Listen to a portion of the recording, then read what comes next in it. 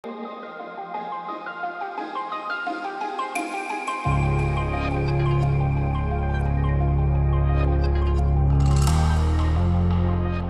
salut à vous chers voyageurs, on se retrouve pour un nouveau vlog dédié à la Thaïlande. Et aujourd'hui je vous prépare un format spécial dédié à la capitale, c'est Bangkok. J'ai pas beaucoup de temps sur Bangkok malheureusement, je me fixe un challenge, je vais essayer de visiter la ville pendant au moins une grosse journée et éventuellement proposer d'autres choses pour si vous avez un peu plus de temps. Donc c'est parti, que voir et que faire sur Bangkok sur une journée, on commence de suite.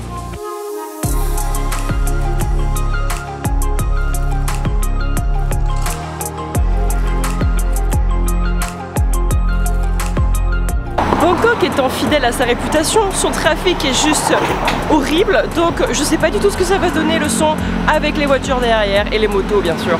Je vous le disais, j'ai qu'une journée pour visiter, on va dire, pleinement Bangkok, donc je me suis levée assez tôt pour pouvoir me rendre dans le centre de la ville pour aller visiter en premier lieu un monument d'exception qui fait un petit peu la réputation de Bangkok. Je pense que t'as une idée, tu me connais, ça doit être un temple. Allez, j'arrête de faire durer le suspense et je vais prendre le MRT.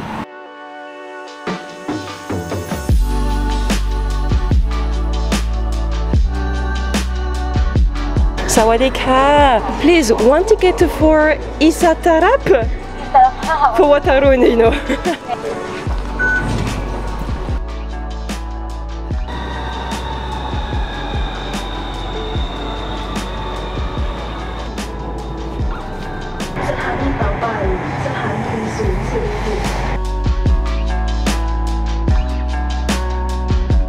Vous voyez ce truc là-bas? Ben c'est là qu'on va. Je me suis tapé la pluie plus l'humidité maintenant, j'ai un mélange de pluie et de transpiration, c'est dégueu, je suis désolée. Ça y est, je me trouve devant l'incontournable numéro 1 de Bangkok. Le Wat Arun, messieurs dames.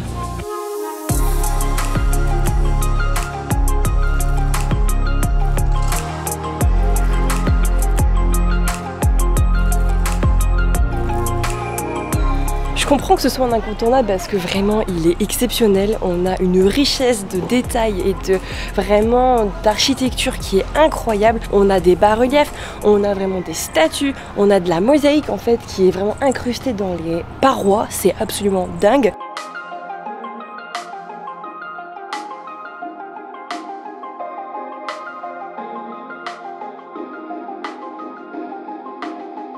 Le Wat Arun, qu'est-ce que c'est? Comme vous devez vous en douter, c'est un temple bouddhiste qui est situé sur la rive droite de Bangkok. Donc il va falloir traverser la rivière pour pouvoir y accéder. Le Wat Arun, c'est son diminutif parce que le nom complet du Wat Arun, c'est imprononçable, on est d'accord. Heureusement qu'il a un nickname. Ce temple apparemment, il est estimé à la période d'Ayutthaya, si je le prononce bien, et il aurait été apparemment entièrement reconstruit par le roi Rama III parce qu'apparemment il aurait été détruit, et aujourd'hui donc on voit quand même un chef-d'œuvre architectural sans précédent.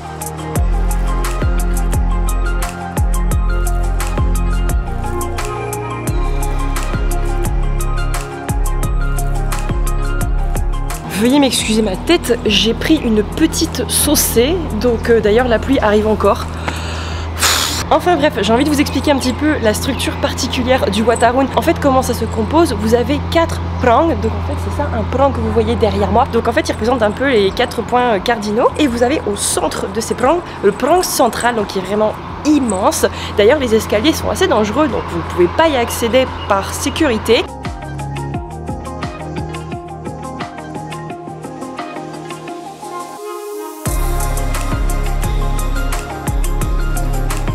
Et le Wat Arun, c'est vraiment pas que l'ensemble de prangs que vous avez vu juste avant, c'est aussi des temples dorés absolument magnifiques qui nous rappellent quand même Chiang Mai, vous voyez. Prenez le temps d'observer ce complexe vraiment magnifique de temples dorés. Franchement, ça vaut la peine de prendre son temps et d'explorer vraiment le complexe dans sa globalité. Et je vous conseille sincèrement de venir tôt parce que oui, même s'il ouvre à peu près entre 7 et 8 heures, il y a quand même des gens. Donc si vous voulez avoir les temples un peu plus calmes, bah venez le matin tôt quoi. Vivement conseillé.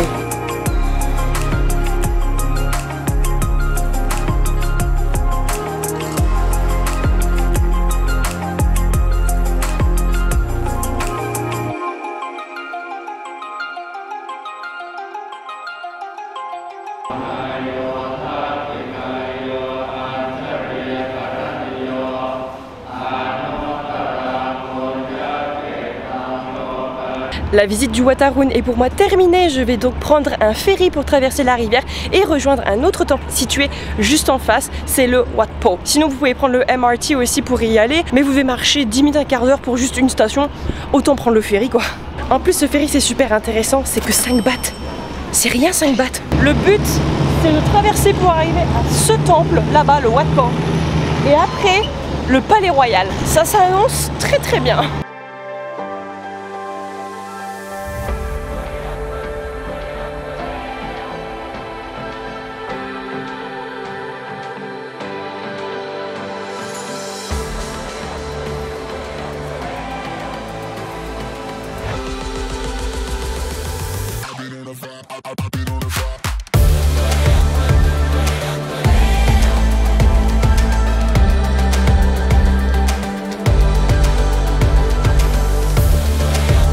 Franchement les gars, Bangkok ça réserve quand même pas mal de surprises parce que là je me trouve encore devant une pépite donc bouddhiste qui est le Wat Po. Pareil, il a un nom à rallonge imprononçable, donc clairement vous allez pas l'apprendre, dites juste Wat Po. C'est un temple bouddhiste qui est aussi extrêmement ancien, qui a plusieurs particularités. Donc on trouve des temples vraiment très très beaux avec des mosaïques dorées un petit peu partout, énormément de Bouddhas dorés, et en fait on a un ensemble comme ça aussi, je pense que ce sont des prangs, je suis pas certaine. Donc en fait il y en a vraiment plusieurs et elles aussi elles sont richement décorées. En fait c'est tout des carreaux et des mosaïques en fait qui représentent des fleurs, c'est très très riche, c'est vraiment super beau.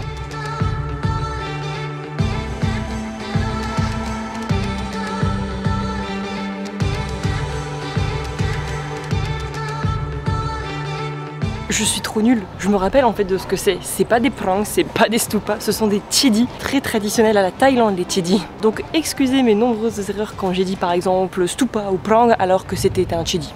Voilà. Wat Po il a plusieurs particularités, donc on a le grand complexe de prang ou de stupa, mais il y a encore un truc à ne pas manquer, et ça vraiment si vous venez à Wat Po et que vous le voyez pas, c'est un peu la loose. Je vous montre. Voici la pièce maîtresse, le Bouddha incliné.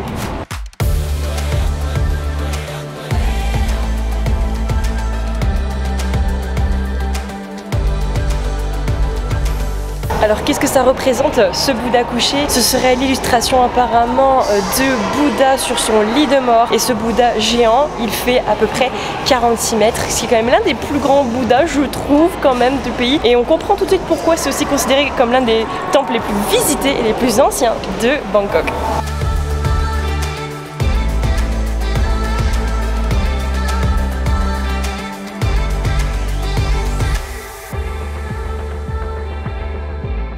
Apparemment, il est dit que ce serait considéré comme l'une des premières universités de la nation thaï. Je l'ai lu, mais attention à vérifier. Apparemment, ce serait l'une des premières écoles pour la médecine, l'histoire et d'autres sciences, parce qu'en fait, il y a certains endroits où on trouve un petit peu des représentations anatomiques. Ça fait sens, je trouve. En fait, on s'attend pas à ce qu'ici ce soit une école, quoi. C'est assez impressionnant. Il est midi, d'habitude je mange pas cette heure-ci, mais là j'ai beaucoup trop faim parce que je suis levée depuis 6 heures. Donc là je vais prendre un plat typiquement thaï qui est situé juste à côté du Wat Po, et j'ai pris du coup un mango juice qui devrait arriver d'ici peu parce qu'on sait que la mangue ici c'est une institution, et ce café a l'air trop bien, il est assez bien réputé sur Google je trouve, il est très chill. Ouais, je pense que c'est un bon choix. Il a l'air méga bon, regardez ça, c'est un smoothie mangue. Moi qui adore la mangue, franchement ça va me manquer partout. C'est archi bon. Si vous aimez pas la mangue, la Thaïlande c'est un peu mort pour ça. Alors qu'avons-nous pour l'entrée? On a donc ici une salade de papaye, donc papaya salade thaï avec cacahuètes, une sauce délicieuse, et j'ai pris medium spicy. J'aime trop les papaya salades, c'est un peu acide et un petit peu amer, mais vous pouvez mettre du sucre pire. C'est pas le but mais bon. Elle est super bonne. Elle est du sucre celle-là. Oh, Kabunka. J'ai le reste qui vient d'arriver en fait.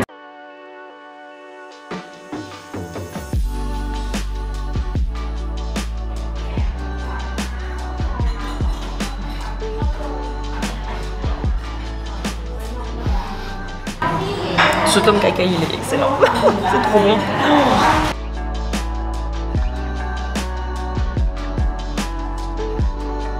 Je me suis ensuite rendue au Grand Palais Royal de Bangkok. Malheureusement, tout équipement vidéo et photo est interdit à l'intérieur, je n'ai donc pas pu vlogger. En tout cas, la première chose qui m'a frappée, c'est que d'un point de vue ornement, on a passé un niveau supérieur tellement c'était magnifique. La visite est composée en 2 parties. Vous commencerez d'abord par visiter la pièce maîtresse des lieux qui est le temple du Bouddha d'émeraude, une statue de jadéite hautement vénérée. Et ensuite, la deuxième partie, on accède à la cour de la salle du trône ainsi que de l'ancienne résidence royale, là où vivaient autrefois les grands rois comme Rama Ier et Rama III. Vous devez vous demander qu'est-ce qu'elle fait encore une fois dans le métro. En fait, c'est parce que j'ai envie de voir un temple vraiment particulier qui est pas forcément du même côté des temples que j'ai fait jusqu'à présent aujourd'hui. C'est en fait le Wat Traimit et il est réputé en fait pour son Bouddha d'or et il a une histoire particulière. Donc je prends le MRT pour y aller et c'est que 3 stops en plus, hein, ça va, c'est pas loin.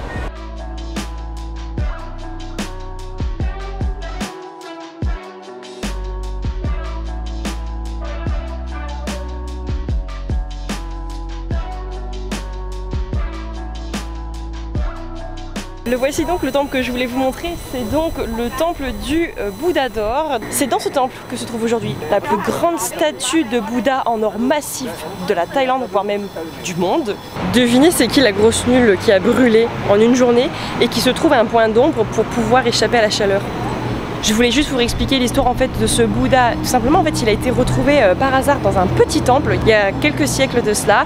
Donc en fait ils ont décidé de protéger ce Bouddha en le déplaçant ici dans ce temple. Avant c'était tout petit donc il a fallu construire ce temple actuel pour pouvoir héberger ce Bouddha d'or. Ce Bouddha d'or comme je l'ai dit qui est vraiment l'un des plus grands, les plus imposants. C'est vrai qu'on voit beaucoup d'or en fait dans les temples mais c'est pas de l'or massif. Celui-là c'est l'or massif et c'est quand même assez bluffant. Il n'y en a pas beaucoup des comme ça donc il faut venir. Et en fait ce qui s'est passé c'est que lorsque le Bouddha on a voulu le déplacer dans ce temple en fait avec des cordages, l'une des cordes a cédé et le Bouddha il est tombé dans la boue et c'est comme un signe de mauvais présage donc les ouvriers ont failli l'abandonner. Ils se sont dit ça sert à rien en fait, ça va nous attirer le mauvais sort. Finalement ils l'ont récupéré et ici il est observable donc tout va bien. Malheureusement, ma batterie m'ayant lâché, je n'ai pas pu filmer la fin de la journée. Mais je peux vous dire que boire un verre en face du Wat Arun pour le coucher du soleil, c'est un très bon plan pour finir cette première journée. Si jamais vous avez la possibilité de pouvoir rester un peu plus longtemps sur Bangkok, parce que oui, c'est un peu mieux quand même pour pouvoir explorer de fond en comble une ville et de la connaître un peu mieux. J'ai eu l'occasion de rester du coup un peu plus qu'une journée, donc je vais pouvoir vous montrer ce que vous pouvez faire qui n'ont pas été mentionnés précédemment, et notamment Chinatown. Oui, si vous, comme moi, êtes fan de nourriture asiatique, de culture chinoise, de night market, c'est là qu'il faut aller. Clairement, entre 17 et 19h, prenez pas le taxi ni le tuk-tuk, ça sert à rien, vraiment. Vous voyez comment c'est blindé? C'est n'importe quoi et c'est une petite rue. Hein. De toute manière, Bangkok, sa réputation, c'est son trafic qui est juste horrible et je peux vous confirmer que depuis que je suis ici, j'ai juste vu l'horreur dans la plupart des rues, même le matin, le soir, c'est bouché de chez bouché, de l'horreur.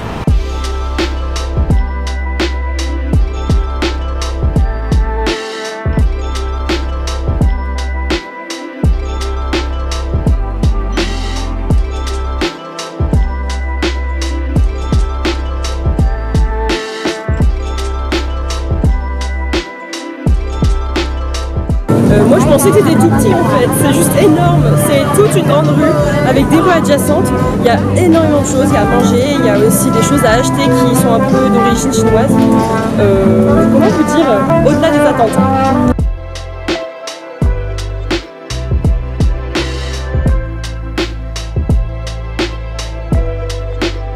I would like one spring roll, yes please.